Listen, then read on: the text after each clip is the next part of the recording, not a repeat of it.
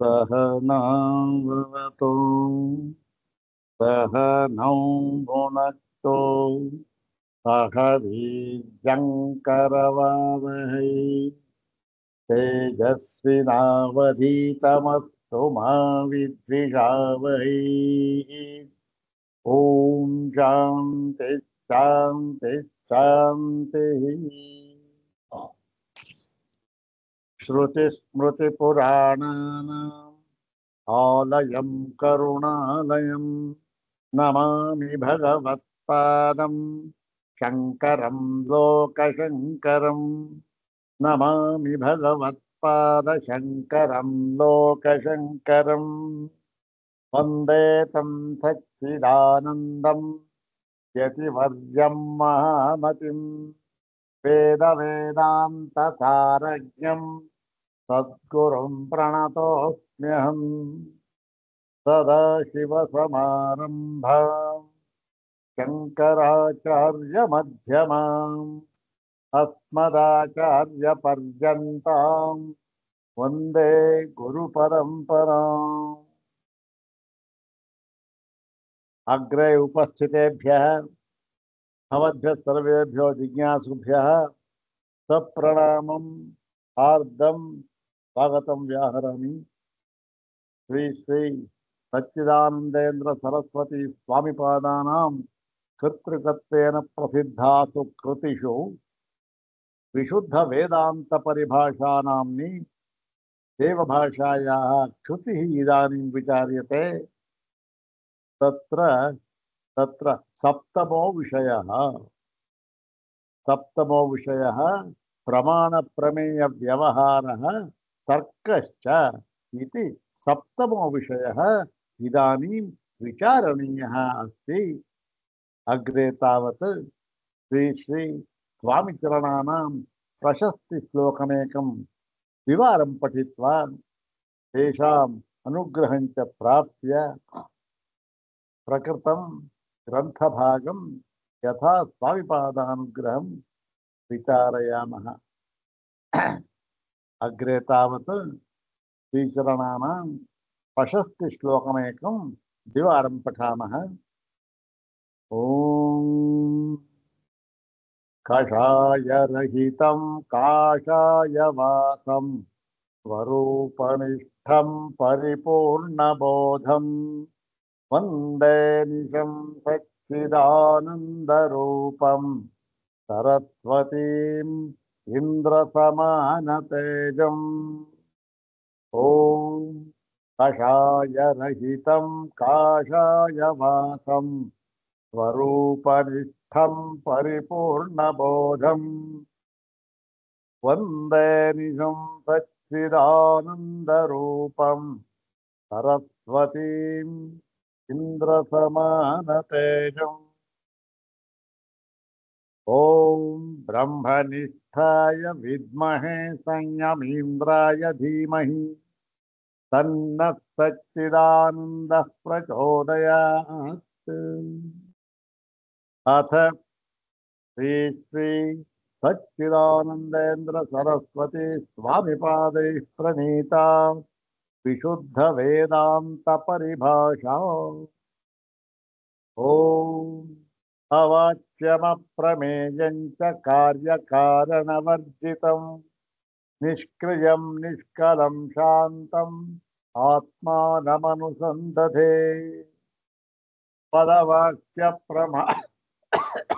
पदवाक्यप्रमाणज्ञानं सम्प्रदायविदो गुरून् नत्वा विशुद्ध वेदांत परिभाषा प्रकाश्यते। अथ सप्तमो विषयः प्रमाण प्रमेय व्यवहारः तर्कश्च। ಏಳನೇ ವಿಷಯ ಬೇರೆ ಆದರೂ ಕೂಡ ಈ ಒಂದು ಧ್ಯೇಯ ಗುರಿ ಇರ್ತಕ್ಕಂಥದ್ದು ಒಂದೇ. ಏನು? ಎಲ್ಲ ವೇದಾಂತಗಳಲ್ಲಿ ಬರತಕ್ಕಂತಹ ಎಲ್ಲ ಪಾರಿಭಾಷಿಕ ಪದಗಳಿಗೆ ನಾವು ಯಾವ ರೀತಿ ಅರ್ಥವನ್ನು ಮಾಡಿಕೊಳ್ಳಬೇಕು, ಮತ್ತೆ ಯಾವ ರೀತಿ ಅರ್ಥವನ್ನ ಮಾಡಿಕೊಂಡರೆ ಯಾವ ಸಂಶಯಕ್ಕಾಗಲಿ ವಿಕಲ್ಪಕ್ಕಾಗಲಿ ತರ್ಕಕ್ಕಾಗಲಿ ಅವಕಾಶವಿರುವುದಿಲ್ಲ. ಅಂದ್ರೆ ಅವೆಲ್ಲಕ್ಕೂ ಕೂಡ ಅವಕಾಶವಿಲ್ಲದ ಹಾಗೆ ಇದಮಿತ್ತಂ ಎಂಬುದಾಗಿ ವೇದಾಂತ ವಾಕ್ಯಗಳನ್ನ ಅಲ್ಲಿನ ಪಾರಿಭಾಷಿಕ ಪದಗಳನ್ನ ಅರ್ಥ ಮಾಡಿಕೊಂಡು ವೇದಾಂತವನ್ನು ಅಧ್ಯಯನ ಮಾಡಿದರೆ ವೇದಾಂತ ವೇದ್ಯವಾದ ಪರಬ್ರಹ್ಮ ತತ್ವ ಅಂತ ಏನಿದೆ ಅದು ನಮ್ಮೆಲ್ಲರ ಅನುಭವಕ್ಕೆ ಬರುವುದು ನಿಶ್ಚಯ, ನಿಶ್ಚಿತ. ಯಾವಾಗ ಈ ಒಂದು ಪಾರಿಭಾಷಿಕ ಪದಗಳನ್ನು ಸರಿಯಾಗಿ ಅರ್ಥ ಮಾಡಿಕೊಂಡಾಗ. ಅದಿಲ್ಲದೆ ಬೇರೆ ಯಾವುದು ನಮ್ಮ ವ್ಯವಹಾರದ ಮೂಲಕವಾಗಿ ಆಗಲಿ ಅಥವಾ ಬೇರೆ ಶಾಸ್ತ್ರಗಳ ಮೂಲಕವಾಗಿ ಆಗಲಿ ನಾವು ಅರ್ಥ ಮಾಡಿಕೊಂಡರೆ, ಅಂದ್ರೆ ಮುಖ್ಯವಾಗಿ ಬೇರೆ ಶಾಸ್ತ್ರಗಳ ಮೂಲಕ ಅಂದ್ರೆ ಏನು, ಮುಖ್ಯವಾಗಿ ಇದು ತರ್ಕಶಾಸ್ತ್ರ. ತರ್ಕಶಾಸ್ತ್ರದ ಮೂಲಕವಾಗಿ ನಾವು ಆ ಒಂದು ಪಾರಿಭಾಷಿಕ ಪದಗಳನ್ನ ಪ್ರಮಾಣ ಅಂದ್ರೇನು, ಪ್ರಮೇಯ ಅಂತಂದ್ರೇನು, ಬ್ರಹ್ಮ ಅಂತಂದ್ರೇನು, ಮತ್ತೆ ಆ ವಸ್ತುತಂತ್ರಜ್ಞಾನ ಅಂದ್ರೇನು, ಇವೆಲ್ಲ ಈ ಕೆಲವು ಎಷ್ಟೋ ಪಾರಿಭಾಷಿಕ ಪದಗಳಿದೆಯಲ್ಲ.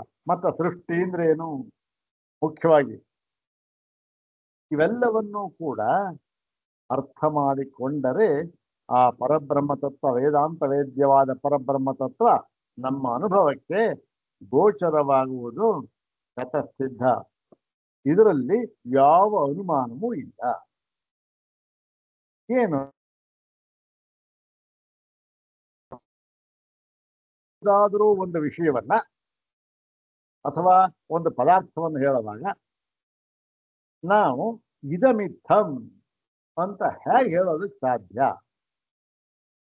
ನಾವು ಹೇಳಬಹುದು ಬಾಯಲ್ಲಿ, ಆದರೆ ಅದು ಆಗೋದಿಲ್ಲ, ಅದು ಸಾಧ್ಯವಿಲ್ಲ. ಅದು ಇವಾಗ ಒಂದು ಯಾವುದೋ ಒಂದು ಹೀಗೆ ಅಂತ ಹೇಳೋದು ಹೇಗೆ ಸಾಧ್ಯ? ಹೇಗೋ ಪರಿಸ್ಥಿತಿ ಹೀಗೂ ಆಗ್ಬೋದು, ಹಾಗೂ ಆಗ್ಬೋದು, ಅಥವಾ ಕಾಲಕ್ಕೆ ತಕ್ಕಂತೆ ಬದಲಾಗ್ಬಿಡ್ಬೋದು.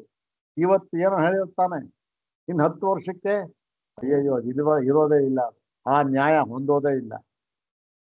ಹಾಗಾಗಿ ಎಲ್ಲವೂ ಕೂಡ ಏನಾಗಿದೆ, ನಮ್ಮ ವ್ಯವಹಾರದಲ್ಲಿ, ಲೌಕಿಕ ವ್ಯವಹಾರದಲ್ಲಿ, ವೈದಿಕ ವ್ಯವಹಾರದಲ್ಲಿ, ಎಲ್ಲದರಲ್ಲೂ ಕೂಡ ಎಲ್ಲವೂ ಕೂಡ ಯಾವುದಕ್ಕೆ ಬದ್ಧವಾಗಿದೆ? ಕಾಲದೇಶಗಳಿಗೆ ಬದ್ಧವಾಗಿವೆ. ಹೌದ್ ತಾನೆ? ಎಲ್ಲವೂ ಕೂಡ ಕಾಲದೇಶಗಳಿಗೆ ಬದ್ಧವಾಗಿವೆ. ಏನು ನೋಡ್ರಿ, ಒಂದು ಪದಾರ್ಥ ಇದೆ, ಇದು ಹೀಗೆ ಅಂತ ಹೇಳುವಾಗ ಏನದರರ್ಥ? ಇದು ಹೀಗೆ ಅಂತಂದ್ರೆ ನಾನು ಎಲ್ಲಿದ್ದೀನೋ ಆ ದೇಶದಲ್ಲಿ ಮತ್ತು ಆ ಕಾಲದಲ್ಲಿ ಹೀಗಿದೆ ಅಷ್ಟೆ. ಮತ್ತೆ ಬೇರೆಯ ದೇಶದಲ್ಲಿ, ಬೇರೆಯ ಕಾಲದಲ್ಲಿ ಅದು ಹಾಗಿಲ್ಲದೆ ಇರಬಹುದು. ಹೌದಾನೆ? ಹಾಗಾಗಿ ಒಂದನ್ನ ಇದಮಿತ್ತಂ, ಇದು ಹಾಗೇ ಆಗುತ್ತೆ, ಇದು ಫಲಿತಾಂಶ ಬಂದೇ ಬರುತ್ತೆ, ಇದೇ ಇದರ ಫಲಿತಾಂಶ, ಇದು ಬಂದೇ ಬರುತ್ತೆ, 100ಕ್ಕೆ 100 ತಗೊಳ್ತಾನೆ ಇವನು ಅಂತ ಹೇಳ್ತೀನಿ. ಎಷ್ಟೋ ವಿಷಯಗಳ ಮೇಲೆ ಅವಲಂಬಿತವಾಗಿರುತ್ತೆ ಅದು. ಇಷ್ಟು ಧೈರ್ಯವಾಗಿ, ನಿಖರವಾಗಿ, ಪ್ರಮಾಣಭೂತವಾಗಿ ಈ ಒಂದು ವೇದಾಂತಗಳಲ್ಲಿ ಬರತಕ್ಕಂತಹ ಪಾರಿಭಾಷಿಕ ಪದಗಳನ್ನು ಸರಿಯಾಗಿ ಅರ್ಥ ಮಾಡಿಕೊಂಡು ಬಿಟ್ಟರೆ ಏನು, ಆ ವೇದಾಂತ ವೇದ್ಯವಾದ ಪರಬ್ರಹ್ಮ ತತ್ವ ನಿಮ್ಮ ಅನುಭವದಲ್ಲಿ ನೆಲೆನಿಲ್ಲುವುದು ಖಚಿತ ಅಂತ ಹೇಗೆ ಖಚಿತಪಡಿಸ್ತೀರಿ ನೀವು? ಯಾವುದಾದ್ರೂ ಖಚಿತಪಡಿಸೋದಕ್ಕೆ ಸಾಧ್ಯನಾ? ಅಂದ್ರೆ ಇಲ್ಲಪ್ಪ, ನಾವೆಲ್ಲ ಖಚಿತಪಡಿಸ್ತಾ ಇರತಕ್ಕಂಥದ್ದು, ನೀನು ಖಚಿತಪಡಿಸ್ತಕ್ಕಂಥದ್ದೇ. ಯಾಕೆ, ಹೇಗೆ ಸಾಧ್ಯ ಇದು ಅಂದ್ರೆ, ಯಾವುದರ ಸ್ವರೂಪವಾಗಿರುತ್ತದೆಯೋ, ಯಾವುದರ ಸ್ವರೂಪವಾಗಿರುತ್ತದೆಯೋ ಆ ಸ್ವರೂಪವನ್ನ ಹೇಳಿದರೆ ಏನಾಗುತ್ತೆ?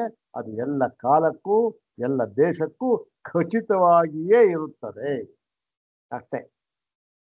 ಅದು ನಾನಲ್ಲ, ಯಾರು ಬೇಕಾದ್ರೂ ಹೇಳ್ಬಹುದು, ನಾವಲ್ಲ, ಯಾರು ಬೇಕಾದ್ರೂ ಹೇಳ್ಬಹುದು. ಒಂದು ಪದಾರ್ಥ ಅದರ ಸ್ವರೂಪವನ್ನ ತಿಳಿದು ಸ್ವರೂಪವನ್ನು ಹೇಳಿದಾಗ ಯಾವತ್ತಿಗೂ ಅದು ಬದಲಾವಣೆ ಆಗುವುದಕ್ಕೆ ಸಾಧ್ಯವಿಲ್ಲ. ಯಾಕೆ? ಒಂದ್ ವೇಳೆ ಬದಲಾವಣೆ ಆಗಿಬಿಟ್ಟರೆ ಅದು ಅದರ ಸ್ವರೂಪ ಅಲ್ಲ ಅಂತ ಅರ್ಥ. ಹೌದ್ ತಾನೆ?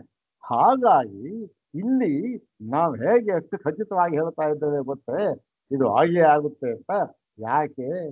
ಆ ಒಂದು ಪರಬ್ರಹ್ಮದಲ್ಲಿ, ಪರಬ್ರಹ್ಮ ತತ್ವದಲ್ಲಿ ನೀನು ನೆಲೆಗೊಳ್ಳುತ್ತೀಯೇ, ಆ ಅನುಭವದಲ್ಲಿ ನೆಲೆಗೊಳ್ಳುತ್ತೀಯೇ ಅಂತಕ್ಕಂಥದ್ರೆ ಖಚಿತವಾಗಿ ಹೇಳ್ತಕ್ಕಂಥದ್ದು. ಯಾಕೆ ಅಂತಂದ್ರೆ ನೀನು ಈಗಾಗಲೇ ಆ ಅನುಭವದಲ್ಲಿ ನೆಲೆಗೊಂಡು ಬಿಟ್ಟಿರುತ್ತೀಯೇ ಅಷ್ಟೇ.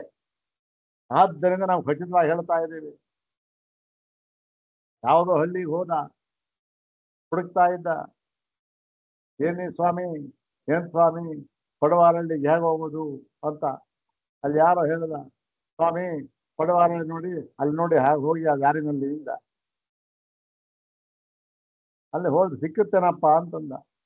ಅಯ್ಯಯ್ಯೋ ಖಂಡಿತ ಸ್ವಾಮಿ ಅಂತ ಹೇಳಿ ಹೇಗೆ ಹೇಳ್ತಾ ಇದೀಯಾ, ಅಷ್ಟು ನಿಖರವಾಗಿ ಹೇಗೆ ಹೇಳ್ತಾ ಇದೀಯಾ? ಅಲ್ಲಿ ಹೋಗ್ಬೇಕು, ಅವನು ಹೋಗುವಾಗ ಏನೋ ವಿಘ್ನಗಳು ಬಂದ್ಬಿಟ್ರೆ ಹೋಗೋಕ್ಕಾಗೋದಿಲ್ಲ. ಹೌದು ತಾನೆ? ಹೊರಟ ಏನೋ ಜೋರು ಮಳೆ ಬಂದ್ಬಿಡ್ತು, ಹೋಗೋಕ್ಕೆ ಆಗೋದಿಲ್ಲ. ಮಧ್ಯ ನದಿ ಇತ್ತು, ಪ್ರವಾಹ ಬಂತು, ದಾಟಕ್ಕಾಗೋದಿಲ್ಲ, ಹೋಗ್ಲಿಲ್ಲ. ಹೇಗೆ ಖಚಿತವಾಗಿ ಹೇಳೋದು ಹೋಗಿ ಹೋಗ್ತೀಯ ಅನ್ನಂತ? ಅಂದ್ರೆ ಅವನಿಗೆ ಗೊತ್ತು. ಯಾಕೆ? ಇವನು ಈಗ ಇರೋದೇ ಪಡವಾರಲ್ಲಿ. ಯಾಕೆ? ಅವನು ಇರೋದೇ ಅಲ್ಲಿ, ಗೊತ್ತಿಲ್ಲ ಅವನಿಗೆ, ಕೇಳ್ತಾ ಇದ್ದಾನೆ ಹೇಗೆ ಹಾಗೆ ಹೀಗೆ ಅಂತ. ಆದ್ದರಿಂದ ನೋಡಪ್ಪ ಇಲ್ಲಿ ಹೋಗು ಅಂತ ಹೇಳ್ದ, ಹೋದ್ರೆ ಗ್ಯಾರಂಟಿನ ಗ್ಯಾರಂಟಿ. ಯಾಕೆ? ಇವನಿಗೆ ಗೊತ್ತು ಅವನು ಅಲ್ಲೇ ಇರೋದು ಅಂತ. ಹಾಗೆ ಇದನ್ನು ಕೂಡ ಈ ಬ್ರಹ್ಮ ಸ್ವರೂಪದಲ್ಲೇ ಇರುವುದು ಗುರುವಿಗೆ ಗೊತ್ತು, ಇವನಿಲ್ಲೇ ಇದ್ದಾನೆ ಅಂತ. ಆದರೂ ಕೂಡ ಇವನಿಗೆ ಗೊತ್ತಿಲ್ಲ, ಅಜ್ಞಾನ ವಶದಿಂದ ಹೀಗೆ ಹೇಳ್ತಾ ಇದ್ದಾನೆ, ಸುತ್ತಾಡ್ತಾ ಇದ್ದಾನೆ. ಓ ಇದಲ್ಲ ನನ್ನ ನೆಲೆ, ಇದಲ್ಲ ನನ್ನ ಸ್ಥಾನ, ಇದಲ್ಲ ಅನ್ಕೊಂಡು ಸುತ್ತಾ ಇದ್ದಾನೆ. ಅವ್ನು ಹೇಳಿದ್ವಿ ಏನಂತ? ನೋಡಪ್ಪ ಅಲ್ಲಿ ಹೋಗು, ಅಲ್ಲೇ ಅದೇ ನಿನ್ನ ಗಮ್ಯ ಸ್ಥಾನ ಅಂತ. ಅಷ್ಟು ನಿಖರವಾಗಿ ಯಾಕೆ ಇರೋದೇ ಅಲ್ಲ. ಆದರೆ ಅದೇ ರೀತಿ ಇಲ್ಲೂ ಕೂಡ ಆ ಒಂದು ಸ್ವರೂಪ ಜ್ಞಾನವನ್ನು ಹೇಳ್ತಕ್ಕಂತಹ, ವಸ್ತು ತಂತ್ರವಾಗಿರತಕ್ಕಂತಹ ಎಲ್ಲ ಪದಗಳನ್ನ ಇಲ್ಲಿ ಹಾಗೆ ಅರ್ಥ ಮಾಡಿಕೊಂಡು ಬಿಟ್ಟರೆ ಇದು ಶತಸ್ಸು. ಯಾಕೆಂದ್ರೆ ಈಗಾಗಲೇ ಇದ್ದು ಬಿಟ್ಟಿದ್ದೀಯೇ ಬ್ರಹ್ಮಸ್ವರೂಪದಲ್ಲಿ, ಗೊತ್ತಾಗಿಲ್ಲ. ಏನಾಗ್ತಾ ಇದೆ ಈ ವಾಕ್ಯಗಳಿಂದ? ಈ ವಾಕ್ಯಗಳಿಂದ ಯಾವುದರ ಮುಖಾಂತರ ಅದು ಗೊತ್ತಾಗಿಲ್ವೋ, ಯಾವ ಒಂದು ಅಜ್ಞಾನದಿಂದ ಅದು ಗೊತ್ತಾಗಿಲ್ವೋ, ಅಜ್ಞಾನನ ಹೋಗಲಾಡಿಸುತ್ತೆ ಅಷ್ಟೇ ಆ ಪದಗಳು. ಹೋಗಲಾಡಿಸಿದ ಮೇಲೆ ಏನೂ ಇಲ್ಲ, ಅದು ಅದರ ಅವಶ್ಯಕತೆ ಏನೂ ಇಲ್ಲ, ಅದು ಉಳ್ಕೊಳ್ಳೋದೇ ಇಲ್ಲ. ಅದನ್ನ ಆ ವಿಚಾರವನ್ನ ಇಲ್ಲಿ ಹೇಳ್ತಾ ಇದ್ದಾರೆ. ಇಲ್ಲಿ ಇಷ್ಟರವರೆಗೂ ಹೇಳ್ಕೊಂಬಂದು ಈಗ ಹೇಳ್ತಾರೆ ಪ್ರಮಾಣ ಪ್ರಮೇಯ ವ್ಯವಹಾರ ಎಲ್ಲ ಮತ್ತೆ ತರ್ಕ. ಅಂದ್ರೆ ಎಲ್ಲವೂ ಕೂಡ ಇಲ್ಲಿ ಪ್ರಮಾಣ ಪ್ರಮೇಯಗಳಿಗೆ ಒಳಪಟ್ಟಿದೆ. ಹೌದು ತಾನೆ? ಯಾವುದಾದ್ರೂ ಒಂದು ಇದು ಪುಸ್ತಕ ಅಂತಂದ್ರೆ ಏನು ಪ್ರಮಾಣ ಅಂತಂದ್ರೆ, ಅಯ್ಯೋ ಕಣ್ಣು ಪ್ರಮಾಣ ಕಂಡ್ರಿ, ಕಣ್ಣು ಹೇಳ್ತಾ ಇಲ್ವಾ? ಅಂದ್ರೆ ಪ್ರಮಾಣದಿಂದ ಸಿದ್ಧವಾಗತ್ತೆ ಎಲ್ಲವೇ. ಹೀಗಿರುವಾಗ ಈ ಒಂದು ಪ್ರಮಾಣ ಪ್ರಮೇಯ ವ್ಯವಹಾರವನ್ನ ಈ ಒಂದು ಬ್ರಹ್ಮತತ್ವದ ವಿಚಾರ ತಿಳ್ಕೊಳ್ಳೋ ವಿಚಾರದಲ್ಲಿ ನಾವು ಹೇಗೆ ಹೊಂದಿಸ್ಕೋಬೇಕು, ಮತ್ತೆ ತರ್ಕ ಹೇಗೆ ತರ್ಕವನ್ನ ಹೊಂದಿಸ್ಕೊಳ್ಬೇಕು. ತರ್ಕ ಬೇಕೇ ಬೇಕು. ಯಾಕೆ? ನಮಗೆ ಅರ್ಥವಾಗಬೇಕಾದರೆ ಕೇವಲ ಶ್ರವಣದಿಂದ ಆಗದೇ ಇರುವಾಗ ಮನನ ನಿಧಿಧ್ಯಾಸನಗಳಲ್ಲಿ ತರ್ಕ ಉಪಯೋಗಕ್ಕೆ ಬಂದೇ ಬರುತ್ತೆ, ಬೇಕೇ ಬೇಕು. ಹೌದ್ ತಾನೆ? ಹಾಗಾಗಿ ಈ ತರ್ಕ ಎಷ್ಟರ ಮಟ್ಟಿಗೆ ಇದರ ವ್ಯಾಪ್ತಿ ಇದೆ ಇಲ್ಲಿ ವೇದಾಂತಗಳಲ್ಲಿ, ಈ ತರ್ಕದ ವ್ಯಾಪ್ತಿ ಎಷ್ಟರ ಮಟ್ಟಿಗೆ ಇದೆ ಅಂತಕ್ಕಂಥದ್ದು ವಿಚಾರ ಮಾಡಬೇಕಾದ್ದು. ಬೇರೆ ಶಾಸ್ತ್ರಗಳಲ್ಲಿ ಅದರ ವ್ಯಾಪ್ತಿ ವಿಸ್ತಾರವಾಗಿರ್ಬಹುದು, ಅದು ಇಲ್ಲಿ ಎಷ್ಟಿದೆ ಅದನ್ನು ವಿಚಾರ ಮಾಡೋಣ ಅಂತೇಳಿ ಆ ತರ್ಕದ ಒಂದು ವ್ಯಾಪ್ತಿಯನ್ನು ಕೂಡ ಇಲ್ಲಿ ವಿಚಾರ ಮಾಡ್ತಾ ಇದ್ದಾರೆ.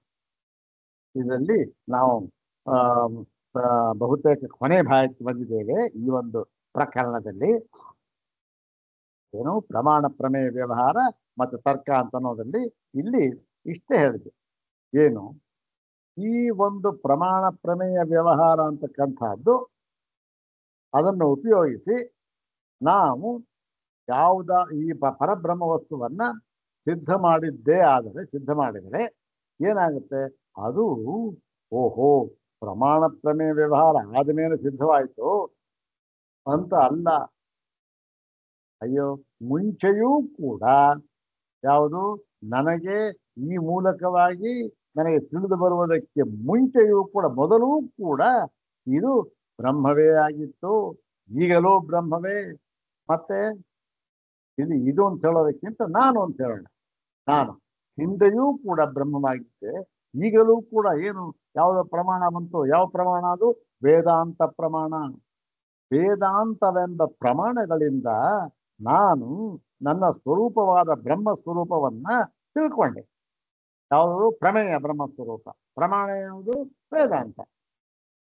ವೇದಾಂತ ತಿಳಿದುಕೊಂಡೆ.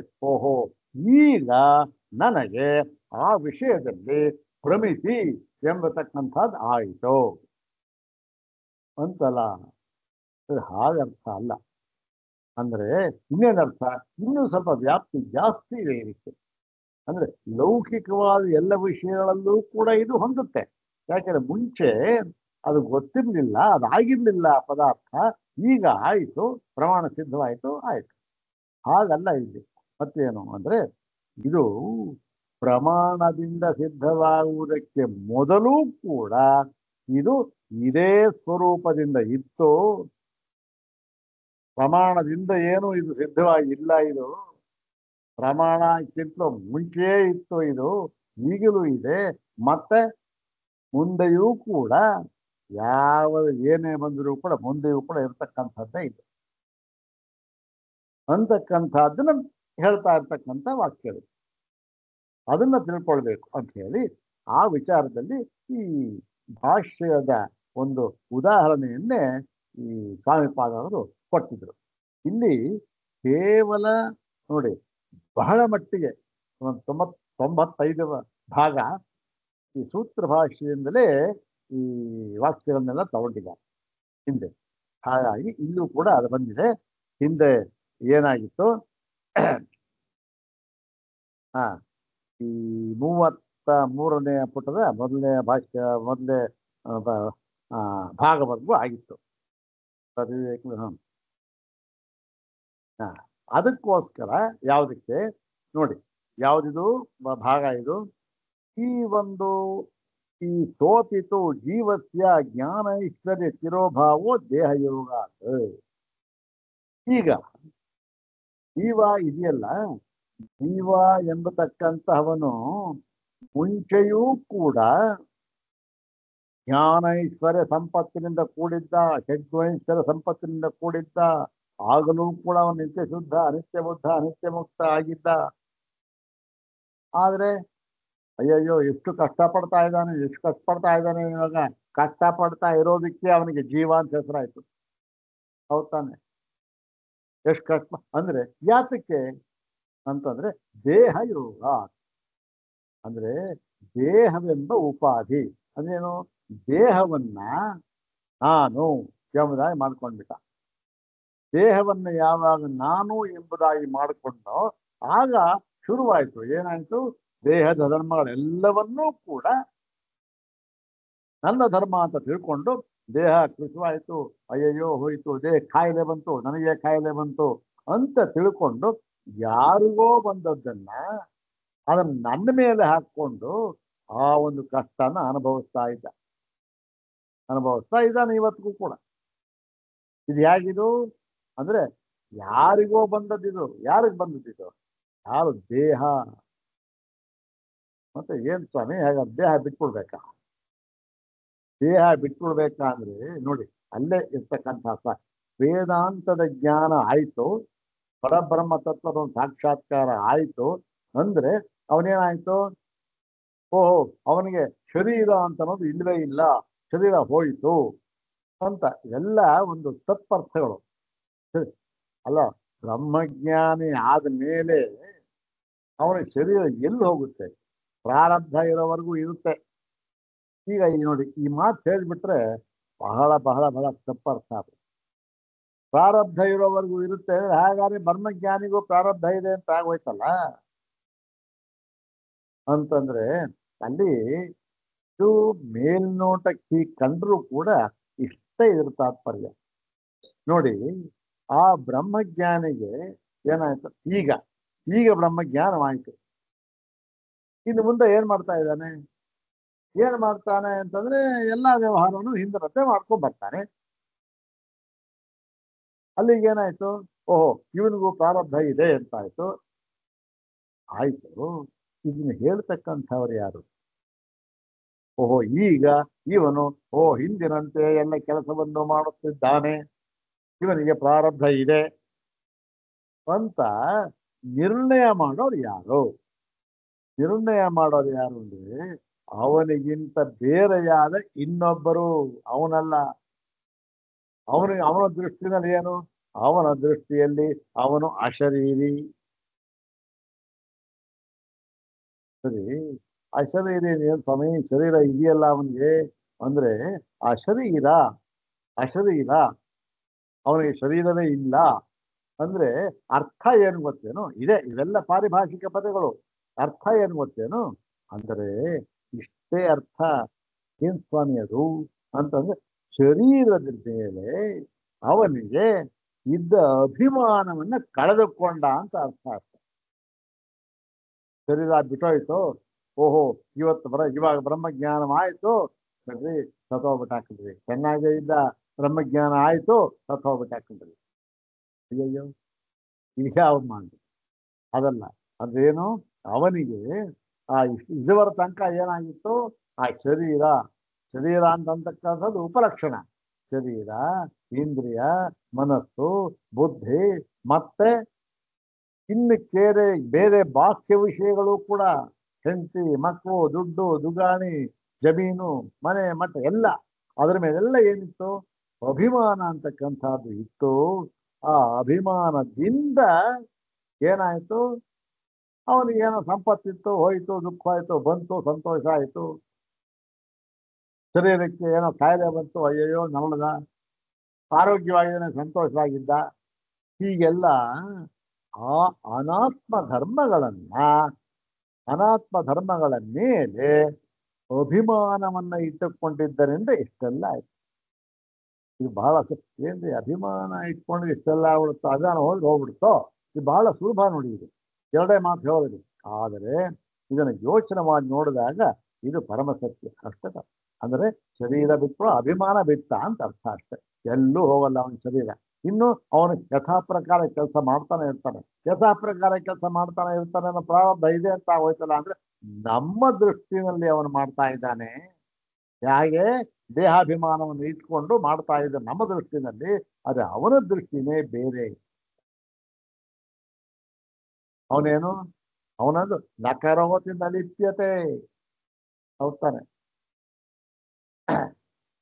ಹೀಗೆ ಆ ದೃಢ ನಿಲುವು, ಅದನ್ನ ಇಲ್ಲಿ ಹೇಳ್ತಾ ಇದ್ದಾರೆ. ಇಲ್ಲಿ ಭಾಷ್ಯ ಭಾಗ, ಇಲ್ಲಿ ಒಂದು 4 ಭಾಷ್ಯ ಭಾಗ ಕೊಟ್ಟಿದ್ದಾರೆ. ಅತ್ಯಂತ ಬಹಳ ಏನು ಸೊಗಸಾದ ಭಾಷ್ಯ ಭಾಗ.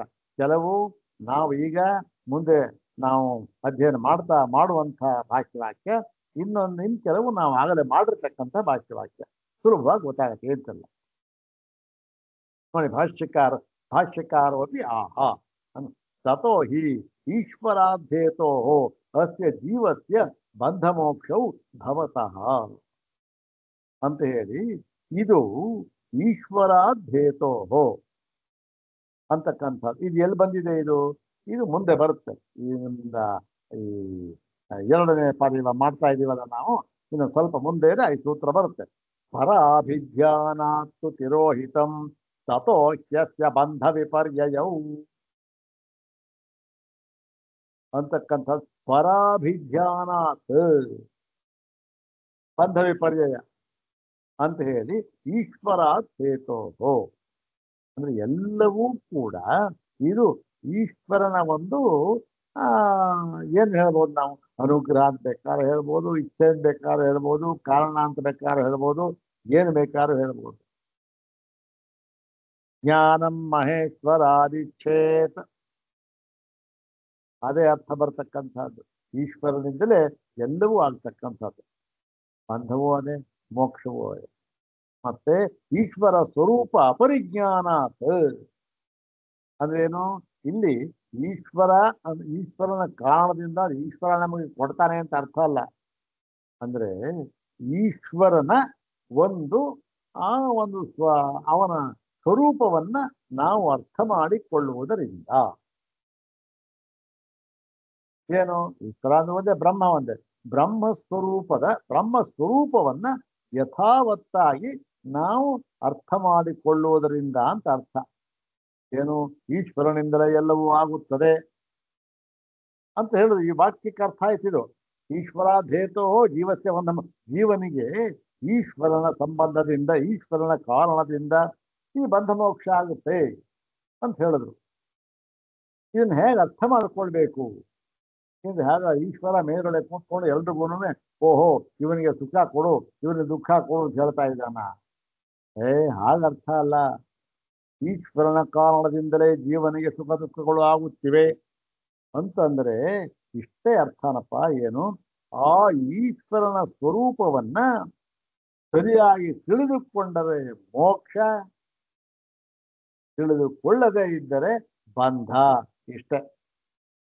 ಆ ಈಶ್ವರನ ಒಂದು ಕಾರಣದಿಂದ ನಮಗೆ ಎಲ್ಲ ಆಗುತ್ತೆ, ಬಂಧ ಮೋಕ್ಷಗಳಾಗುತ್ತೆ ಅಂತಂದ್ರೆ ಈಶ್ವರನನ್ನ ಸರಿಯಾಗಿ ತಿಳ್ಕೊಂಡ್ರೆ ಮೋಕ್ಷ, ಯಥಾವತ್ತಾಗಿ ತಿಳಿದೇ ಇದ್ರೆ ಬಂಧ.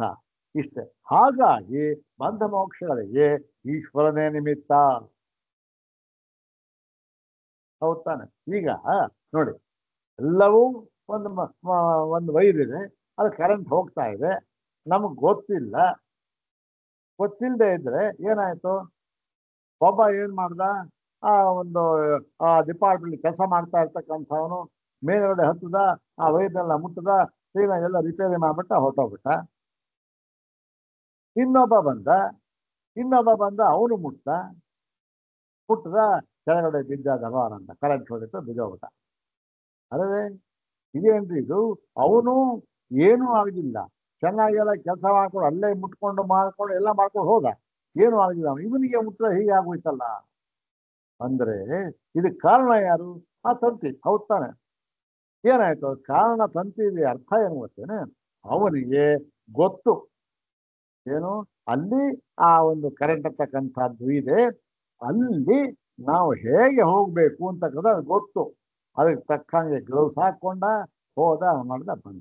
ಇವನಿಗೆ ಅದು ಗೊತ್ತಿಲ್ಲ, ಪುಟ್ಟದ, ಬಿದ್ದ, ಕಷ್ಟ ಅನುಭವಿಸ್ತ. ಹಾಗೆ ಈಶ್ವರಾಧೇತೋಹೋ ಅಂತಂದ್ರೆ ಈಶ್ವರನಿಂದಲೇ ಜೀವನಿಗೆ ಬಂಧ ಮೋಕ್ಷಗಳಾಗುತ್ತವೆ.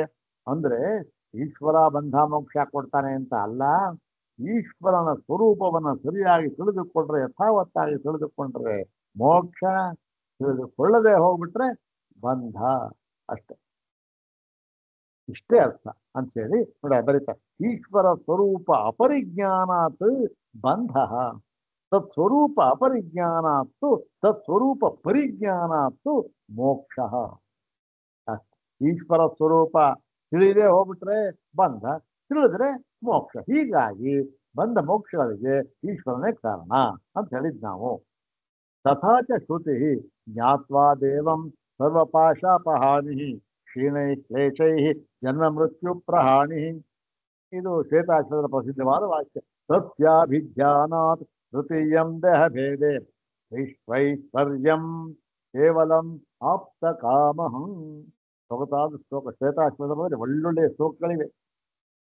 ಹೀಗೆ ಏನು ಆ ಜ್ಞಾತ್ವಾದೇವಂ ಸರ್ವಪಾಶಾಪಹಾನಿ. ಜ್ಞಾತ್ವಾದೇವಂ ಆ ಈಶ್ವರನ ಸ್ವರೂಪವನ್ನು ತಿಳಿದುಕೊಂಡ್ರೆ ಏನಾಗುತ್ತೆ? ಎಲ್ಲ ಪಾಶಗಳಿಂದಲೂ ಕೂಡ ಬಿಡುಗಡೆ ಹೊಂದುತ್ತೆ. ಮತ್ತೆ ಯಾವುದು ಕ್ಲೇಶ ಜನ್ಮ ಮತ್ತೆಲ್ಲ. ಮತ್ತೆ ಅದನ್ನ ತಿಳ್ಕೊಳ್ಳದೆ ಹೋದ್ರೆ ಅಭಿಜ್ಞಾನ ಅಥವಾ ಅನಭಿಜ್ಞಾನ ಅಥವಾ ತೃತೀಯಂ ದೇಹ, ಸ್ವಯಂ ದೇಹ ಪಡ್ಕೊಳ್ತಾನೆ, ಹುಟ್ತಾ ಇತ್ತು ಅಂತ ಹುಡ್ತಾ ಇತ್ತ ಅಷ್ಟೆ. ಮತ್ತು ಅದು ಏವಂಚ ನಿತ್ಯ ಶುದ್ಧ ಬುದ್ಧ ಮುಕ್ತ ಸ್ವಭಾವ ಶೈವ ಸತಃ ಆತ್ಮನಃ ಅವಿದ್ಯಾ ಕಲ್ಪಿತ ದೇಹಾದಿ ಯೋಗಾತ್ ಪ್ರಮಾತೃತ್ವ ಲಕ್ಷಣಂ ಕರ್ತೃತ್ವ ಭೋಕ್ತೃತ್ವ ಲಕ್ಷಣಂಚ ಜೀವತ್ವಂ. ಇದು ಸ್ವಾಮಿಯ ವಾಕ್ಯ. ಇದೆ ಹೀಗೆ ನಿತ್ಯ ಶುದ್ಧ ನಿತ್ಯ ಬುದ್ಧ ನಿತ್ಯ ಮುಕ್ತ ಸ್ವಭಾವನಾಗಿರತಕ್ಕಂಥ ಆತ್ಮನಿಗೆ ಏನಾಯ್ತು?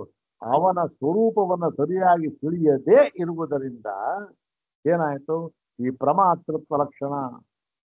ಓಹೋ, ಪ್ರಮಾತೃ ಮತ್ತೆ ಕರ್ತೃ ಎಂಬತಕ್ಕ ಭೋಕ್ತೃ, ಈ ಎಲ್ಲ ಇವ್ಯಾರಿಗೆ ಜೀವತ್ವ ಇದೆ. ಇವೆಲ್ಲ ಇರತಕ್ಕಂತಹ ಪ್ರಮಾತ್ರವಾಗಿರತಕ್ಕಂತಹ, ಕರ್ತೃವಾಗಿರತಕ್ಕಂತಹ, ಭೋಕ್ತೃವಾಗಿರತಕ್ಕಂತಹ ಏನಾಗಿರುತ್ತೆ? ಜೀವ ಅಂತ ತಿಳ್ಕೊಂಡ. ಯಾರನ್ನ? ಆ ಪರಮಾತ್ಮನನ್ನೇ. ಜೀವ ಬೇರೆ ಆಗಿಲ್ಲ, ಆ ಪರಮಾತ್ಮನನ್ನೇ, ಅವನ ಸ್ವರೂಪವನ್ನ ಸರಿಯಾಗಿ ತಿಳಿಯದೇ ಹೋಗ್ಬಿಟ್ಟಾಗ ಏನಾಗುತ್ತೆ? ಅವನಿಗೆ ಜೀವತ್ವವನ್ನು ಕೊಟ್ಟ. ಜೀವತ್ವ, ಜೀವಭಾವ ಬಂತು. ಜೀವಭಾವ ಬಂತು ಅಂದ್ರೆ ಏನು? ಸುಖ ದುಃಖ ಬಂತು. ಮತ್ತು ಸ್ವಾಭಾವಿಕಂತೂ ಪರಮಾತ್ಮತ್ವ. ಈ ಒಂದು ಪರಮಾತ್ಮತ್ವ ಅಂತ ಇದೆಯಲ್ಲ, ಇವನು ತಿಳ್ಕೊಂಬಿಟ್ಟ ತಪ್ಪಾಗಿ, ಅದರಿಂದ ಜೀವತ್ವ ಬಂತಷ್ಟೇ.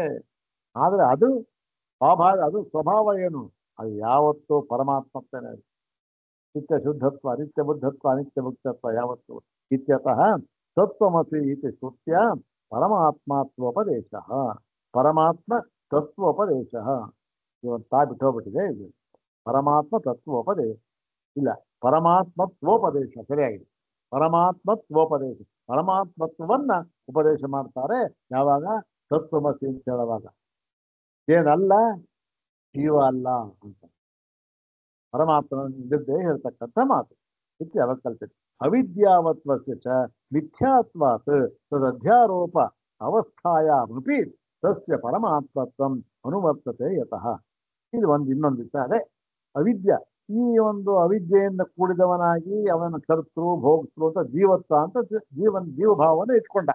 ಪರಮಾತ್ಮನಲ್ಲಿಯೇ ಜೀವಭಾವನ ಇಟ್ಕೊಂಬಿಟ್ಟ. ಇಟ್ಕೊಂಡ್ರೆ ಏನಾಗುತ್ತೆ? ಆಗಲೂ ಕೂಡ ಜೀವಭಾವವನ್ನ ಆರೋಪ ಮಾಡಿದಾಗಲೂ ಕೂಡ ಏನಾಗುತ್ತೆ? ಆ ಒಂದು ಪರಮಾತ್ಮತ್ವ ಅಂತಕ್ಕಂಥದ್ದು ಏನು ಆಗುವುದಿಲ್ಲ, ಯಾವತ್ತೂ ಹಾಗೆ ಇರುತ್ತೆ. ಹೌದ್ ತಾನೆ?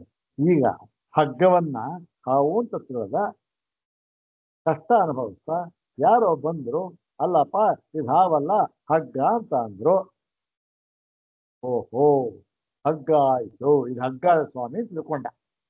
ಈಗ ಅವನು ಆ ಹಾವನ್ನ ಹಗ್ಗ ಅಂತ ತಿಳ್ಕೊಂಡಲ್ಲ, ಓ ಇದು ಹಾವಲ್ಲ ಅಂತ ತಿಳ್ಕೊಂಡ ಮೇಲೆ ಅಲ್ಲಿ ಹಗ್ಗ ಬಂತ. ಅಯ್ಯ, ಈ ಹಾವು ಅಂತ ತಿಳ್ಕೊಂಡಿದ್ನಲ್ಲ, ಕಷ್ಟಪಡ್ತಾ ಇದ್ದಲ್ಲ, ಆಗಲೂ ಹಗ್ಗ ಆಗಿತ್ತು. ಇವನ ಭ್ರಾಂತಿ ಜ್ಞಾನದಿಂದ ಕಷ್ಟ ಅನುಭವಿಸ್ದ ಅಷ್ಟೆ. ಹಾಗೆ ಇಲ್ಲಿ ಪರಮಾತ್ಮ ಒಂದು ಭ್ರಾಂತಿ ಜ್ಞಾನದಿಂದ ಜೀವತ್ವನ್ನ ಪಡೆದುಕೊಂಡು ಓ ಜೀವ ಜೀವ ಅಂತ ಇದ್ದ. ಆ ಭ್ರಾಂತಿ ಹೋಯ್ತು.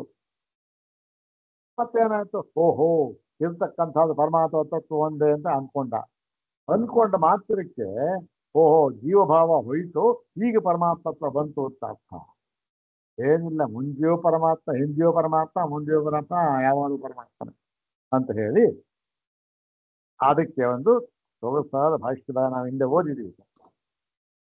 ಎಲ್ಲಿ ನಚಿಕೇತನ ಒಂದು ಸಂದರ್ಭ ತಗೊಂಡು ಹೇಳ್ತಾ ಇರ್ತಕ್ಕಂಥ ಮಾತು, ತ್ರಯಾಣಾಮೇವ ಚೈವೋಪನ್ಯಾಸ ಪ್ರಶ್ನಶ್ಚ. ಏನು ಶಂಕರ ಭಗವತ್ಪಾದರು ಯಾವ ವಿಷಯ ತಗೊಂಡ್ಬಿಟ್ಟಿದ್ದಾರೆ ಅಂದ್ರೆ, ಪೂರ್ವ ಪಕ್ಷ ಹೇಳ್ಬಿಟ್ಟ ಅಲ್ಲಿ, ಏನ್ ಸ್ವಾಮಿ ನೀವು ನಚಿಕೇತನನ್ನ ಅವನು 3 ವರವನ್ನ ಕೇಳ್ದ, 3ನೇ ವರ ಏನ್ ಮಾಡ್ದ? ಹೇಯಂ ಪ್ರೇತೆ ವಿಚಿಕಿತ್ಸಾ ಮನುಷ್ಯೇ ಅಸ್ತಿತ್ಯೇಕೆ ನಾಯಮಸ್ತೀತಿ ಚೈಕೆ ಏತದ್ವಿದ್ಯಾ ಮನುಷ್ಯಸ್ತ್ವಯಾಹಂ ವರಾಣಾಮೀಶ ವರ ತೃತೀಯ ಅಂತ ಕೇಳ್ಬಿಟ್ಟ. ತೃತೀಯ ವರ ಅಂತ ಉಪನಿಷತ್ತು ನದಿದೆ.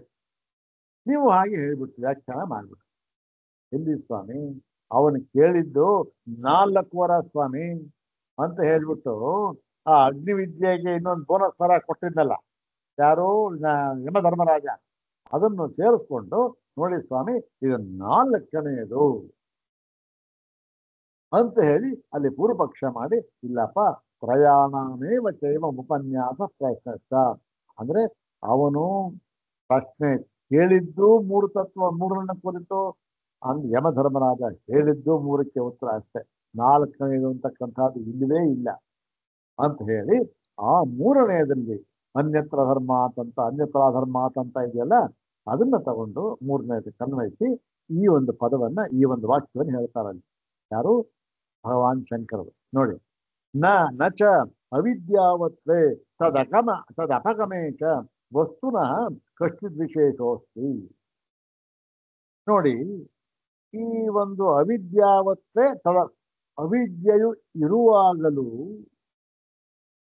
ಮತ್ತೆ ಅವಿದ್ಯೆಯು ಹೋದ ಮೇಲೆಯೂ ಕೂಡ, ಅವಿದ್ಯೆ ಇದ್ದಾಗ ಒಂದ್ಸಲ ಏನಾಗಿತ್ತು, ಓ ಅವಿದ್ಯೆ ಇದ್ದಾಗ ಹಾವು ಅಂತ ಕಾಣ್ತು, ಅವಿದ್ಯೆ ಹೋಯ್ತು ಈಗ ಹಗ್ಗ ಅಂತ ಕಾಣ್ತು ಅಂತಲ್ಲ. ಅಂದ್ರೆ ಹಾಗಿಲ್ಲ. ಅವಿದ್ಯೆ ಇರುವಾಗಲೂ ಮತ್ತೆ ಅವಿದ್ಯೆಯು ಹೋದಾಗಲೂ ಕೂಡ ವಸ್ತುನಃ ನ ಕಶ್ಚಿದ್ ವಿಶೇಷ ಅಸ್ತಿ. ಯಾವ ವಿಶೇಷವೂ ಆಗುವುದಿಲ್ಲ. ಹಗ್ಗ ಹಗ್ಗವೇ ಯಾವತ್ತೂ ಕೂಡ. ಏನು, ಮೂರೂ ಕಾಲಗಳಲ್ಲಿ ಗೊತ್ತಿಲ್ಲದಾಗ, ಗೊತ್ತಾದ ಮೇಲೆ, ಮತ್ತೆ ಅದಿರುವಾಗ, ಹಿಂದೆಯೂ ಕೂಡ ಹೀಗೆ ಆ ವಸ್ತುವಿನಲ್ಲಿ ಯಾವ ವಿಶೇಷವೂ ಇಲ್ಲ. ಅವಿದ್ಯೆ ಬಂದಾಗಲೂ ಅದೇ, ಹೋದಾಗಲೂ ಅದೇ, ವಸ್ತು ಏನೂ ವ್ಯತ್ಯಾಸ ಇಲ್ಲ. ಇವನು ಭ್ರಮೆಯಿಂದ ವ್ಯತ್ಯಾಸ ಅಷ್ಟೇ ಅಂತ ಹೇಳಿ ಬಹಳ ಮುಖ್ಯವಾದ ವಾಕ್ಯ, ಸೊಗಸಾದ ವಾಕ್ಯ. ಅದೇ ಉದಾಹರಣೆ ಕೊಟ್ಟಿದ್ದಾರೆ ನೋಡಿ. ಹಾವನ ಹಗ್ಗ ಹಾವನ ಉದಾಹರಣೆ ಕೊಟ್ಟಿದ್ದಾರೆ. ಯಥಾ ಕಶ್ಚಿತ್ ಸಂತಮಸೆ ಪತಿತಾಂ ಕಾಂಚಿದ್ ರಜ್ಜುಂ ಅಹಿಮ್ಮನ್ಯಮಾನಃ ಭೀತೋ ವೇಪಮಾನಃ ಪಲಾಯತೆ. ಯಾವನೊಬ್ಬ ಇದ್ದ, ಗೊತ್ತಿರ್ತಕ್ಕಂಥ ಮೊಬ್ಬ ಕತ್ಲು ಹಗ್ಗ ಇತ್ತು, ಅವನೇನ್ ಮಾಡ್ದ, ಅಹಿಮ್ಮನ್ಯಮಾನಃ ಭ್ರಮೆ, ಹಾವು ಅಂತ ತಿಳ್ಕೊಂಡ್ಬಿಟ್ಟ. ಅಯ್ಯಯ್ಯೋ ನಡುಗ್ಬಿಟ್ಟ, ನಡುಗ್ತಾ ಇದ್ದಾರೆ, ಸುಸ್ತ ಓಡ್ದ, ಕುರ್ತ್ಕೊಂಡು ಓಡ್ತಾ ಇದ್ದ. ಸಂಚ ಪರೋ ಬ್ರೂಯಾತ್, ಅವನಿಗೆ ಇನ್ನೊಬ್ಬ ಬಂದ, ಯಾಕಯ್ಯ ಓಡ್ತಾ ಇದ್ದೆ, ನೋಡಿ ಅಲ್ಲಿ ಹಾವು ಬಂದ್ಬಿಟ್ಟಿದೆ ಸ್ವಾಮಿ, ಬಿದ್ಬಿಡಿ. ಅವ ಕೇಳ್ದ, ಅಯ್ಯಯ್ಯೋ ಮಾ ಭೈಷಿ ನಾಯ ಮಹಿ, ಹೆದರ್ಕೋಬೇಡಪ್ಪ, ನೋಡು ಅದು ಸರ್ಪ ಅಲ್ಲ, ಅದು ಬಹಿನ್ ಸರ್ಪ, ಸರ್ಪ ಅಲ್ಲ, ರಜ್ಜುರೇವ ಇತಿ, ಅದು ಹಗ್ಗನೆ ಕಣೆಯ ಅಂತ ಪ್ರಾರ್ಥನೆ ಬಿಟ್ಟ, ಇಲ್ಲ ಕೋಲ್ತಮ್ಮ ಅಲ್ಲಾಡುತ್ತ ಏನೋ ಮಾಡ್ದ, ಅದನ್ನ ಹೇಳ್ದ. ಸಚ ತದುಪಶ್ರುತ್ಯ, ಇವನು ಅದನ್ನ ಕೇಳ್ದ, ಯಾರು ಭಯಗೊಂಡಿದ್ದವನು. ಅಹಿಕೃತಂ ಭಯಂ ಮುತ್ಸಜೇತ್. ಏನು ಒಳ್ಳೆ ಈ ಮಕ್ಕಳಿಗೆ ಪಾಠ ಹೇಳ್ತಾರೆ ನೋಡಿ, 1ನೇ ಕ್ಲಾಸ್ 2ನೇ ಕ್ಲಾಸ್ ಮಕ್ಕಳಿಗೆ, ಆ ತರ ಪಾಠ ಹೇಳ್ತಾ ಇದ್ದಾರೆ ಶಂಕರ ಭಗವತ್ಪಾದ. ಅಹಿಕೃತಂ ಭಯಂ ಮುತ್ಸೃಜೇತ್. ಆ ಒಂದು ಹಾವನಿಂದ ಉಂಟಾಗಿದ್ದ ಭಯವ ಅವನಿಗೆ ಹೊರಟೋಯ್ತು, ಬಿಟ್ಟೋಯ್ತು. ಯಾವಾಗ ಅವನು ಹೇಳ್ದ, ಹೊರಟೋಯ್ತು. ಮತ್ತೆ ಬೇಪಥುಂ ಪಲಾಯನಂಚ, ಎಲ್ಲ ಬೆವರು ಎಳಿತು, ಓಡಿದ್ ಸುಸ್ತಾಗಿತ್ತು, ಅದು ಕಳ್ಕೊಂಡ, ಎಲ್ಲ ಹೋಯ್ತು. ಸಚತ ನತು ಅಹಿ ಬುದ್ಧಿ ಕಾಲೇ. ಆದರೆ ನೀವು ತಿಳ್ಕೊಳ್ಬೇಕಾ, ಎಲ್ಲ ನಮಗೆ ಗೊತ್ತಿರತಕ್ಕಂಥ ವಿಚಾರ, ಗೊತ್ತಾಯ್ತು, ಎಲ್ಲ ಹೋಯ್ತು, ಭಯ ಹೋಯ್ತು, ಎಲ್ಲ ಆಯ್ತು. ಆದ್ರೆ ಇಲ್ಲಿ ವಿಷಯ ಏನು ಅಂತಂದ್ರೆ, ನತು ಇದು ವಿಷಯ.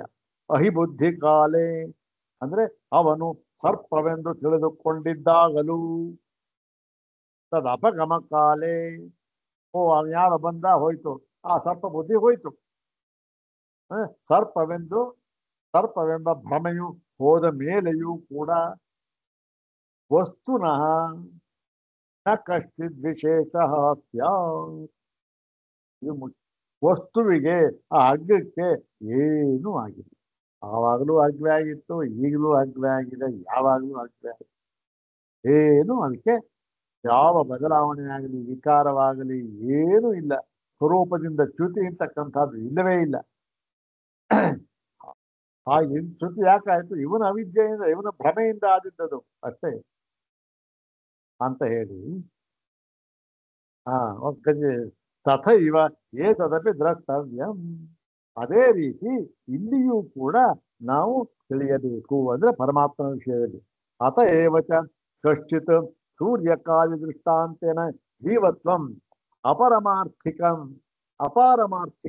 ರೂಪಂ ಆತ್ಮನಃ ಇತಿ ವಿಜ್ಞಾಪ್ಯತೆ ಶಾಸ್ತ್ರೇಷು. ಯಥಾ ಕೇಯಂ ಜ್ಯೋತಿರಾತ್ಮ ಶಿವಸ್ವಾನ್ ಅಪೋ ಭಿನ್ನ ಬಹುಧೈಕೋ ಅನುಗಚ್ಚನ್ ಉಪಾಧಿನಾ ಕ್ರಿಯತೆ ಭೇದರೂಪೋ ದೇವಃ ಕ್ಷೇತ್ರೇಷು ಕ್ಷೇತ್ರೇಷ್ವೇವಂ ಅಜೋಯಮಾತ್ಮ. ಇದೊಂದು ಗೊತ್ತಿಲ್ಲ ಹಾಕಿದ್ದಾರೆ ಸ್ವಾಮಿ ಪಾದರು. ಇಲ್ಲಿ ಇಷ್ಟೇ ಇದೆ ಅರ್ಥ. ಹೇಗೆ ಅಂತಂದ್ರೆ ಶಾಸ್ತ್ರಗಳಲ್ಲಿ ಇದು ಜ್ಯೋತಿ ಆತ್ಮ ವಿವಸ್ವ ನಪೋ ಭಿನ್ನ. ಈ ಒಂದು ಈ ಸೂರ್ಯ ಅಂತಕ್ಕಂಥ ಏನಿದೆ ಆದ್ರೂ ಅದರ ಒಂದು ಜ್ಯೋತಿ ಏನಾಗಿದೆ, ಅದು ಎಲ್ಲ ಕಡೆಯಲ್ಲಿಯೂ ಕೂಡ ಹರಡಿಕೊಂಡಿದೆ. ಬಹುಧಾ ಏಕೋ ಅನುಗಚ್ಚನ್. ಒಂದು ಕಡೆ ಅದು ಬೆಳಕು ಅಂತಕ್ಕಂಥದ್ದು ಸಮಾನವಾಗಿರ್ತಕ್ಕಂಥದ್ದು, ಎಲ್ಲದರಲ್ಲೂ ಹರಡಿಕೊಂಡಿರತಕ್ಕಂಥದ್ದು.